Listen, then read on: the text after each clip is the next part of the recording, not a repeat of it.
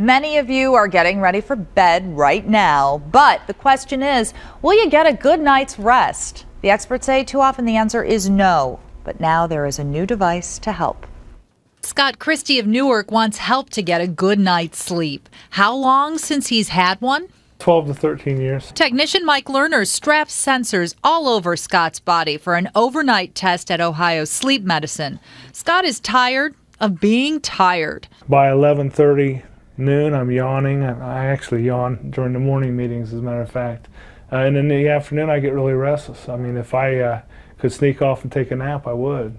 Dr. Marcus Schmidt says sleep problems increase as we age. 15% of middle-aged men and about 25% of everybody over the age of 65 has a breathing problem in sleep. It's very, very common. Scott has sleep apnea. He stops breathing and partially wakes all night long.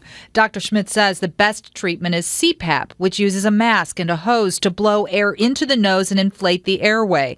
But not everyone can handle it. They may have claustrophobia issues. They may have some difficulty with the CPAP, having the mask on the face. So when patients like Scott come for a test, the doc also checks them out on the newest alternative, the Winx. It's smaller and quieter with a cord and mouthpiece that creates a small vacuum. It pulls the tongue and the soft palate forward, so it opens up that airway behind the tongue to allow the patient to breathe naturally. We're actually trying to incorporate it in that first night evaluation. He expects one of these tools will help Scott get his Z's. I'm not crazy about the idea of being hooked up to a machine, but if it gives me a good night's rest, then I'm game.